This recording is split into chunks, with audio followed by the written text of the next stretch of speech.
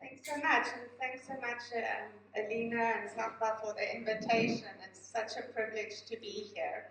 And I feel a little bit, I get asked to speak about this quite often, but I just want to say right from the outset, it was really a group effort to get MRI research launched, as you will see as I go through it. But what I've been asked to do is to try just give some of the journey. So it's more of a history than a science talk. But okay, so basically I tried to think back to where it all began, and I guess it started in 2001 when the first MRI scanners went into first time MRI scanners went into the public hospitals in Western Cape. So both Grooterschuur and Tygerberg hospitals were going to get their first MRI scanners in November of 2001. And at this point, my then boss and postdoc mentor basically challenged me to pursue this. And there was also the other person on this photo is the late Professor Bongani Mayosi, who was sort of my partner in crime in this whole venture. And the two of us were really keen to start neuro and brain MRI research. So Bongani basically had never done cardiac MRI, but he'd done a PhD in cardiology at Oxford, and in his time there had been exposed to it, and he thought he'd love to do that in South Africa. I had heard a talk in 1996 while doing my PhD in physics at Oregon State University by Seiji Ogawa, who basically was getting prizes for the discovery of the Bolt phenomena at the American Physics Society talk. And I sat there and I didn't understand very much, but what I did think is that looked a lot cooler than what I was doing. And so when I was applying for postdoc positions and positions when we were coming back to South Africa in 1998, I had put in my covering letter that I would love to do functional MRI. I'd never done it, but I thought it looked cool. And my postdoc mentor, who was the head of biomedical engineering, who I was working with at the time, had not forgotten, apparently, that that was in my letter. And so when the scanner came in 2001, he said, you put this in your letter, so why don't you go do it now? And so that was how it began. But as I said, neither of us had ever done MRI, never sat in front of an MRI machine, never seen an MRI image myself. Bongani had from his time at Oxford, and neither of us had any training in MRI. Didn't actually understand anything about gradients, spatial encoding, didn't know nothing about none of that. Okay, so it was a proper chicken and egg situation. So I wanted to do functional MRI. Grooterschuur Hospital was getting this clinical 1.5 Tesla Siemens MRI. They were not getting everything's an add-on. They were not getting the Bold add-on to do functional MRI, which was going to cost about 200,000 rand.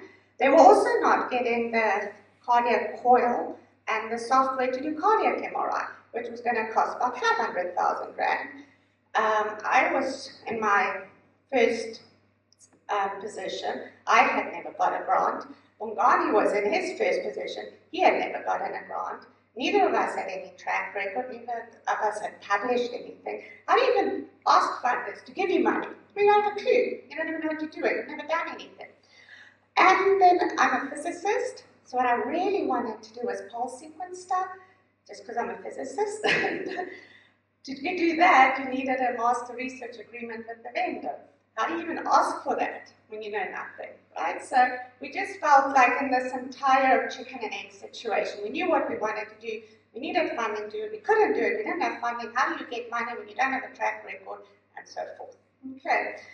So basically, for this talk, I reflected on the journey, and it's very busy.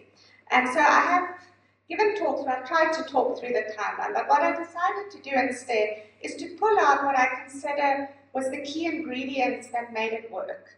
And some of it I did, but a lot of it I did not do. It was people before me who did it, who were visionary, that led to things that happened that actually was crucial, but I had no part to play in that. Okay, so the first thing I'd like to pull out was the importance of institutional support. So even, like I said, when I started my postdoc with Kit Vaughan, he had a vision to launch a medical imaging research unit because of the Nobel Prize-winning work of Cormack that was done at UCT, but South Africa got none of the benefits from the development of the CT. All that technology just went elsewhere, and there was no benefit to the country, but the work was done at UCT. And so he had this vision to launch a medical imaging research unit, and through that, he managed to secure from the MRC funding for basically 2 PhD level imaging scientists, and I was one of those people. And then Dan Stein in 2005 initiated the Brain Behavior Initiative, which was basically the university had put out a call for research priority areas, and he put in a pitch for brain behavior research.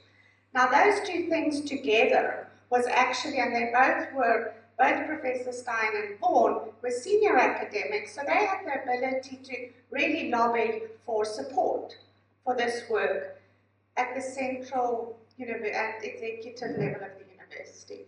And that was key, because without that, UCT would not have put in a bid for a South African research chair in brain imaging. That was a university-wide strategic decision. That would not have happened without the groundworking work of Kit and Dan, who had this vision. And so that then basically secured my position for the next 15 years.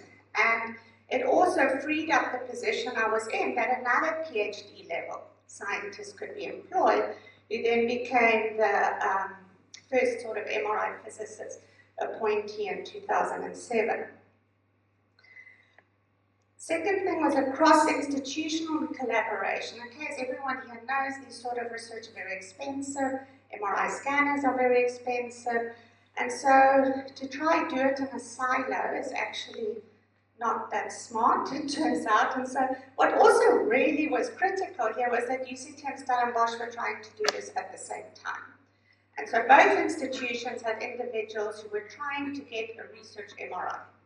And they realized it's never going to happen alone, we're going to have to join forces and do it together. Luckily, they're geographically close together. And so together they pitched to Siemens, managed to get an MRI, all second-hand. Siemens needed it off their floor, part donation, still cost Stellenbosch University quite a lot of money, which they were happy to do, but it resulted in the first brain imaging center being launched. A small brain-only old Allegro MRI, but we were delighted.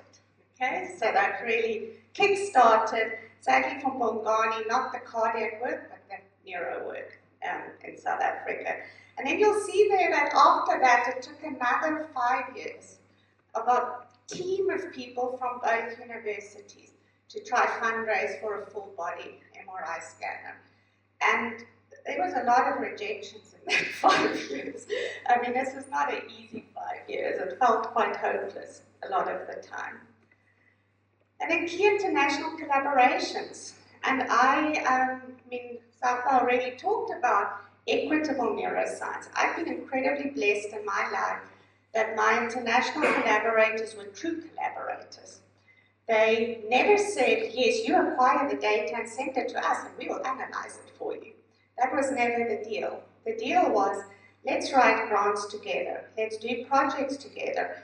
You send over a student who we will train on how to do the data analysis. You can then come train others. Or you come over and we'll teach you how to do it. It was never send us your data.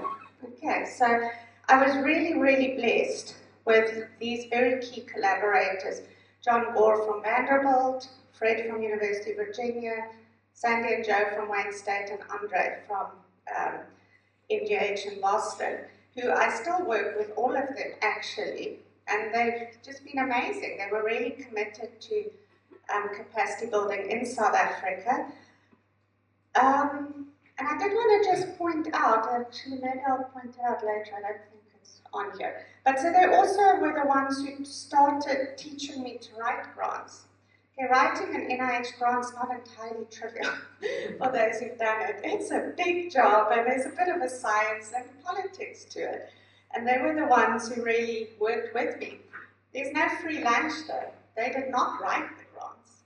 I wrote the grants. They helped me to write the grants. But I was often not the PI. They were the PIs because there's a politics to it. That doesn't mean that the credit doesn't go down the line. You have to also play the game. So sometimes it's about what do you need to do to get this to work. Like even on the funding for the MRI, I was not the PI. It wasn't the politically smart move. You play the political game to get the work that you want to get done. Okay, training. Like I say, neither Bongani or I knew anything. So training, we had to learn. So very early on, we started going on courses. First course was in Amsterdam to learn how to even do a cardiac MRI. I learned a lot about cardiology in that course as well, lots of language that I hadn't even known. I, being fixated on wanting to do sequence development work, went to on a Siemens training course, idea training course. It turned out that actually was very important to get the research scanner from Siemens, but I didn't know that at the time. One of the conditions for them to sort of partner with us on a research venture was that there be a physicist who had completed idea training, and luckily I had, not anticipating that. David Furman from Imperial College London, that was actually Free State Medical Physics, who got funding for him to come out and do some training at various sites across South Africa, and he later hosted one of my PhD students, and we collaborated. And the really amazing thing about these collaborators is they wanted to help us before we had anything to offer. They wanted to help us when we still knew nothing and were nobody. And that's kind of cool, right? So I'm very grateful to my collaborators. And then I went to Vanderbilt for 6 weeks because John Paul said that's all you need to learn to do functional MRI. So I was there for 6 weeks to learn to do it.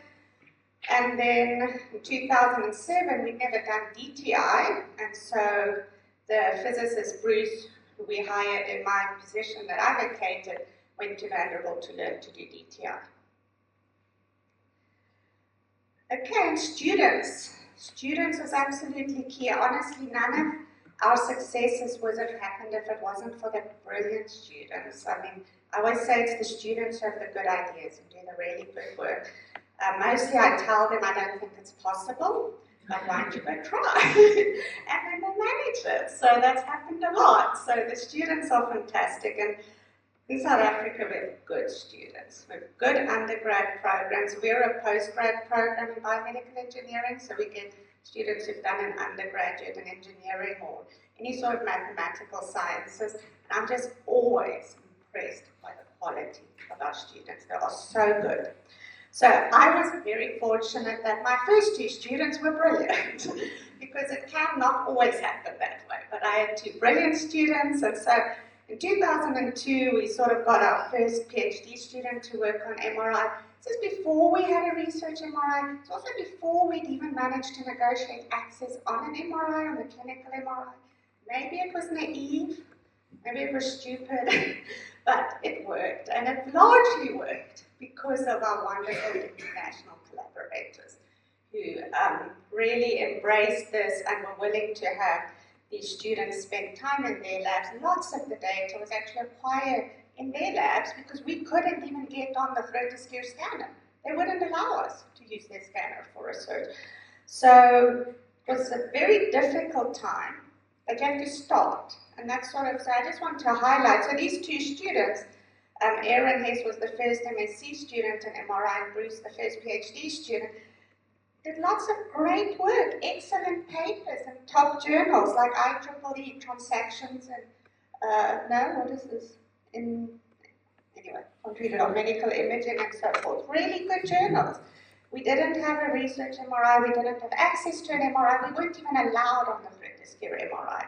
So basically, Bruce realized with the limitations in getting on an MRI, he was going to have to focus on processing. So So we worked with this group in University of Virginia, and he worked on developing ways to better analyze their data. First time we had to pay for him to go over that. The next 2 times they paid for him to go over there because he was so good and they so enjoyed working with him. And then Aaron also worked with that group, also brilliant. So they're very productive students. But you have to start. Okay, so sometimes we feel we can't start because we haven't got everything worked out. We don't know how we're going to do it. Maybe it's a bit of a Fox Terrier or Jack Russell approach, but I just started. And maybe I was just naive. And like I said, I'm very grateful for my international collaborators without whom it wouldn't have worked. But I do think sometimes you must just start. Start, get going, be productive.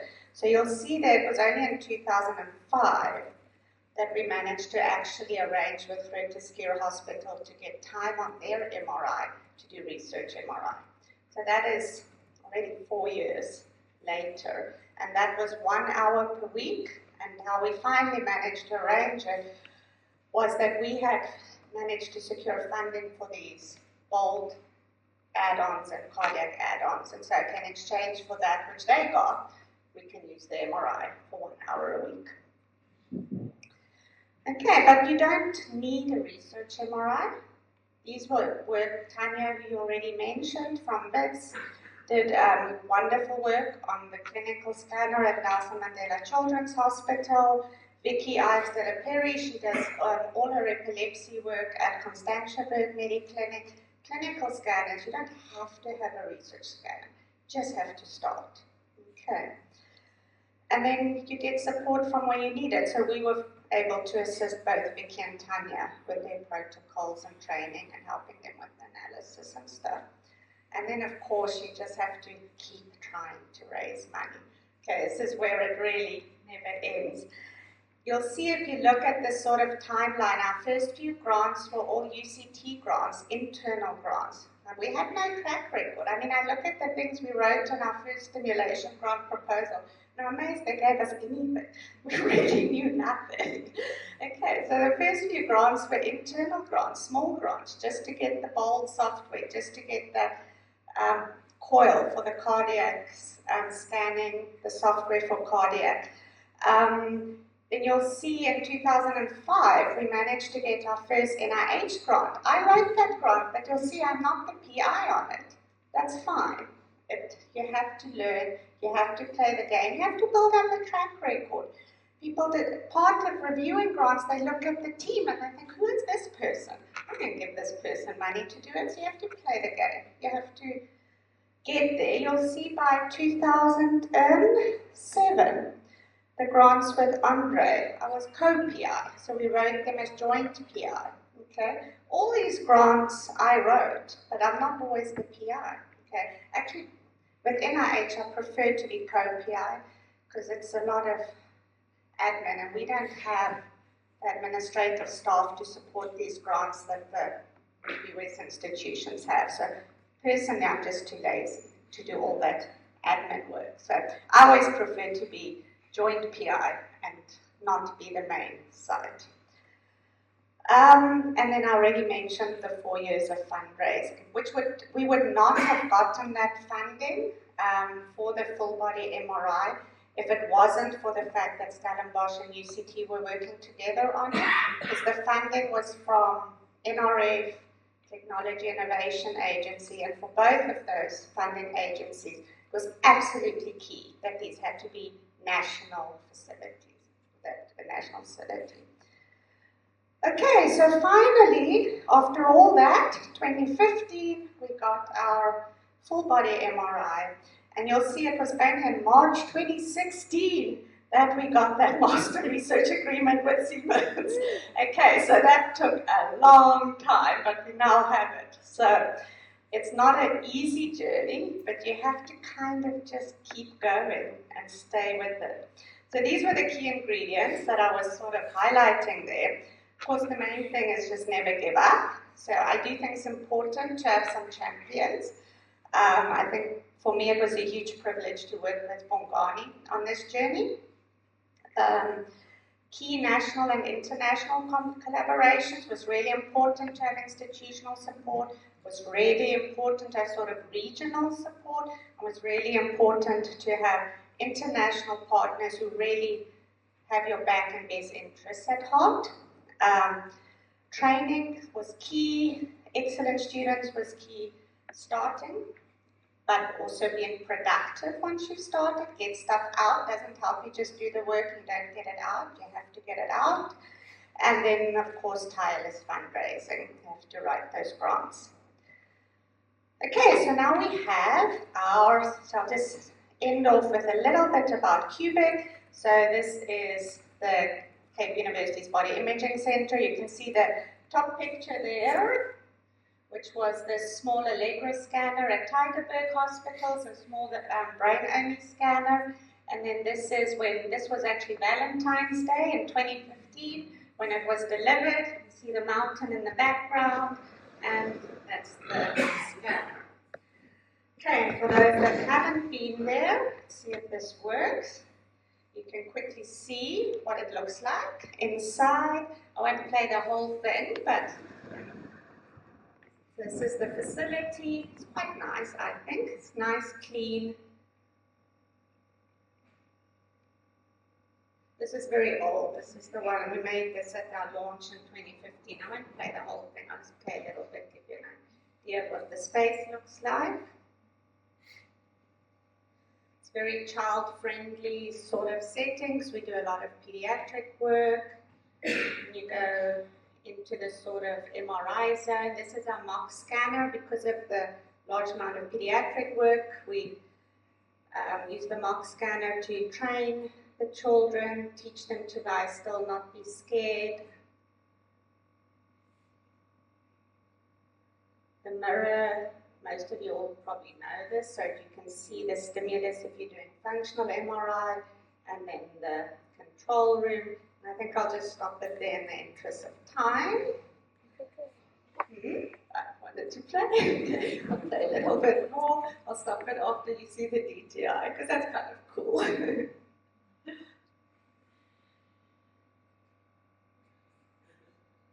So some DTI. Okay. So just on our operational overview. So I remember when I started MRI back in 2001, 2002, Paul Carey, who was trying to also get functional MRI going at Tygerberg at the same time, sort of said to me when I was trying to negotiate access to the Groote Hospital scanner for free, because we had no money, he said to me, there's no such thing as a free MRI. And that is the truth. There is no such thing as a free MRI. It's very expensive. So our scanner is not free, even though it is our own research MRI. It is pay-for-use service. Anyone can use it, but they pay. Okay, so we have a staff complement of 3 radiographers, 2 physicists, a 35% business manager, facility assistant, and an administrative assistant. All those staff salaries plus the annual maintenance contract have to be paid. It's fully paid from the income generated by researchers paying for scan time. For those that don't know, your annual maintenance contracts have the order of about 1.2 million. Okay, so it's not cheap to do MRI research, and you do have to cover your costs. But it is fully self-sustaining. We've never gotten a cent from the university. Okay, everything is paid by the income generated from scanning. And anyone can apply for access to use the MRI facility. There's an online application form. You just have to fill it in. You have to give some details of your study protocol. You have to provide proof that you'll be able to pay, and ethics approval, and things like that. Okay, so just in terms of, you can see from when we opened, 2015, the sort of average is around 400, 500 scans per quarter. So that's about 110 per month. So that's quite busy, and that's sort of what we need to keep covering our costs. And of those, you see the green bars are the research scans. So our commitment to our funders for the scanner was that more than 85% of our time would be research. and so we're very strict about that. The little blue bars are scans we do for Ernesta Hospital. So for those who don't know, in the public sector, waiting times in South Africa for an MRI scan can be anything from 10 months to 2 years. So we do 1 hour of scanning for Ernesta Hospital in the mornings to help them with their waiting list, and also that's instead of paying rent. So the hospital was sort of a win-win arrangement, and then when we have gaps, we do some private scans for UCT private academic hospital, which doesn't have an MRI.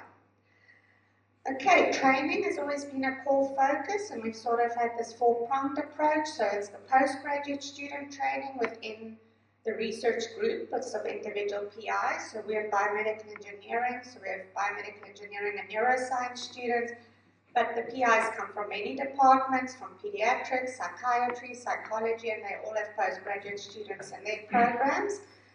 Then we've really focused on developing our radiographers. So all our radiographers are now completed. I think one's still busy with her master's degree. We also were quite committed to getting them involved in research. So from the very start, we have supported them in terms of helping them to submit an abstract and present at the annual meeting of the International Society for MR Technologists. And so at least 2 of them go every year. One of them wins a prize almost every year.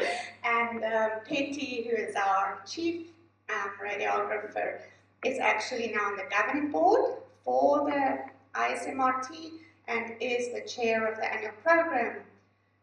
annual meeting program committee for next year's meeting. So they've really embraced this opportunity, and I think it's wonderful, and I see it's a huge success for us. And they've really been invested from the start. They've also, I'm just a very honest, frank person. If this doesn't work, we can't pay your salary.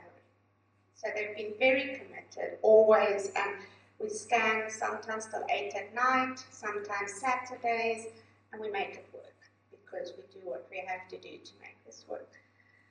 Then we've also done a lot of researcher training, so trying to train PIs, because I say I don't send data anywhere for analysis. I just don't. It's not something I do, and I try and encourage others not to do it. People do it, but we've tried to help people to not do it by helping, by providing training. So we've done Brain Voyager courses in the days when we were still using that, done AFNI courses, we've hosted free surfer courses, and those are open to anyone who wants to attend them always, but really with the aim to build capacity locally so people can do their own analyses and not send data away for analysis.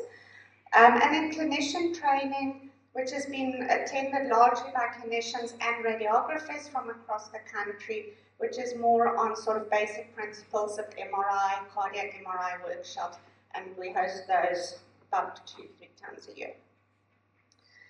Okay, on the research side, this is just a breakdown for the 2023 year of the diseases or sort of focuses that for the research that's being done at Cubic.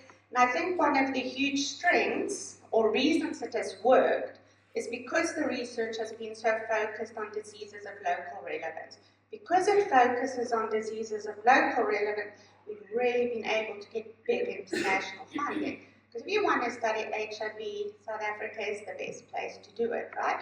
So because of that, we've been able to get funding from these big agencies like NIH, Wellcome, and so forth. And so this just shows about 500 million rand that's come to South Africa. These are not the total awarded amounts, these are the amounts that have come to South Africa, not UCT, South Africa. So these are also Stellenbosch and other ends. So we've asked our PIs for, on their grants for the last 5 years, how much has come to South Africa. 100 million rand a year, it's a lot of money, right? It's very good. So it really, and this something is not all going to Cubic, clearly. This is supporting the research staff, it's supporting students, it's supporting drivers, everything to do with the project's lab work, but it is money that would not have come to South Africa without access to a research MRI. And just, this is not totally comprehensive because you never get information from everyone when you ask for it. So it's just those who send the information. So it's probably higher than this. Just for interest, you can see in terms of breakdown of body regions at cubic, sort of cardiac to brain. It varies, it depends on who's got funding at what time. It always goes with funding cycles. I just wanted to mention, so one of the decisions we made very early on was that all scans get done by radiographers from a safety point of view. That was something that John Gore from Vanderbilt totally drilled into my head. And postgrad students doing technology development work are the only ones allowed to scan after hours without a radiographer being present, but it's only after they've completed a certain number of hours of training with the radiographers and have been certified MRI safe. Okay, so safety is quite a big thing, and then those technology development scans also aren't reflected because they're done at no cost after hours, so we don't have to pay for those. We do a lot of pediatric work, and so because of that, the technology research in my group is mostly focused on motion robust imaging. And then just to end off, it is, as everyone in this group knows, it's not easy to do this kind of research in South Africa, and there are real threats to it. And so these are, in my opinion, the biggest threats for cubic survival, if I can put it this way. Limited human capacity. Okay, we've actually got quite a small number of PIs who are keeping things going, who write in the grants. Without the grants, cubic can't survive. So you'll see that 70% of research scans are done by 5 PIs. Okay, it's quite huge responsibility for those 5 PIs to keep bringing in the money. Okay, and this has not really changed over the years. These are the same people that it has been. I mean, we're now almost 10 years into having this research MRI scanner, and it's the same people. It hasn't really changed, and that's concerning.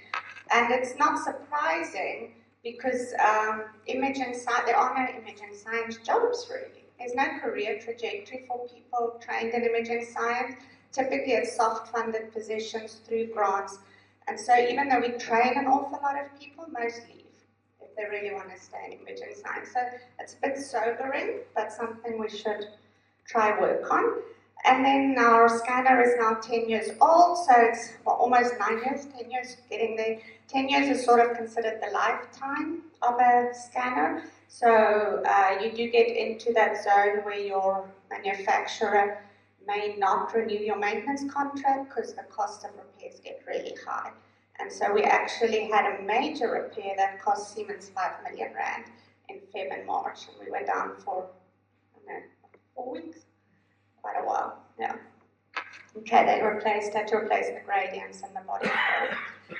And then, as wonderful as it is that we get so much international funding, it is also a bit of a threat, because you can see that in 2023, only 2% of the scans done at Cubic were actually funded from local funding. So there's a massive dependence on international funding.